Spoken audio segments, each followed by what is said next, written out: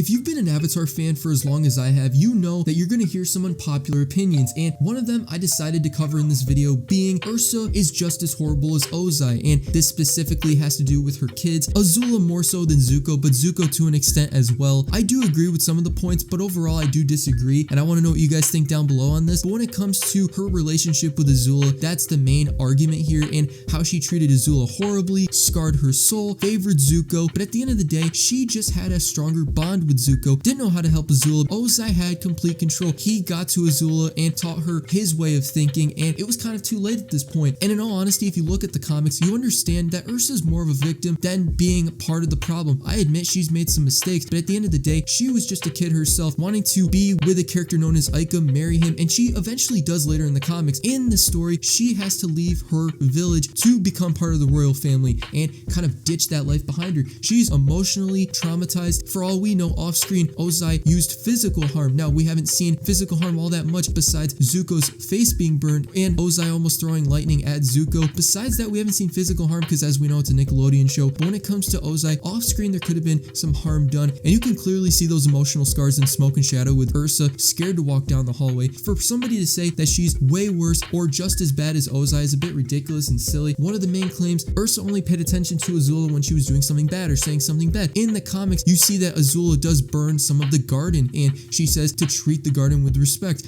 And in all honesty, I can see that being somewhat of a valid point, but in the show itself, in Zuko alone, we don't necessarily see Ursa being negatively towards one or the other. She may make a side comment like, what's wrong with that child, but at the end of the day, that's to herself. She tries to include both of them. She was spending all the time in the world she could with those two, where Ozai is nowhere to be found. So right off the bat, she's giving them equal treatment for the most part. Maybe we see it through a different lens in the comics, but at the end of the day, for the most part, they were treated equally. Now, another problem that's brought up by the community is the fact that she only woke up Zuko to say goodbye in the Zuko alone flashbacks, and instead of explaining what's going on to Azula, she just kissed her and walked away rather than explain things. But in my perspective, I can understand to an extent why she didn't do this. Number one, Azula is the person that told Ursa to an extent what was going on. She's the reason Ursa went to Ozai to make that deal in the first place. So even if Azula doesn't know the full extent, she knows more than Zuko did, so she felt Zuko deserved an explanation way more. It's not Ursa playing favorites just to wake up Zuko, her in quote favorite child. She may have a stronger bond, but at the end of the day, she definitely wasn't trying to play favorites. When making the deal with Ozai, she literally wanted to bring both of the kids. She didn't just want to bring Zuko, so if she could have taken both of them, she still had plans to raise them correctly. Outside that environment, a fully calm, relaxed environment, I think Ursa would have been a better parent. Also, when it comes to, in quote, putting Zuko's life in danger when pretending that Zuko was Ike's son, because in the Search comic, Ursa writes up a letter basically saying that Zuko isn't the son of Ozai, but Ikem. In the end, it's proven that he's actually the son of Ozai, but she did it to try to get at him because of all the pain that they've had to go through. So in that moment, Ozai basically says he's gonna make Zuko's life awful, he's gonna treat him horribly, talk down on him, all that stuff. Maybe that made it worse. That was part of the reason he got burned. That was part of the reason he absolutely hated Zuko. But if you really take a look, he hated Zuko from the very beginning. He didn't see, in quote, the spark in his eye to be one of the best firebenders. He saw it within Azula. That's why he treated her better from the very beginning. So we can't even really blame Ursa for that. It's a risk to put Zuko's life in danger, but without full-on proof, Ozai wouldn't have done that anyways because Ursa knew exactly what the truth was. So that argument, once again, also to me doesn't really make too much sense. Now, another big thing in the comics is she has her memories erased and she's willing to forget her kids. In my personal eyes, I do kind of agree with this one. I think this one you can't really back your way out of. I think she was just too emotionally distraught that she had no choice but to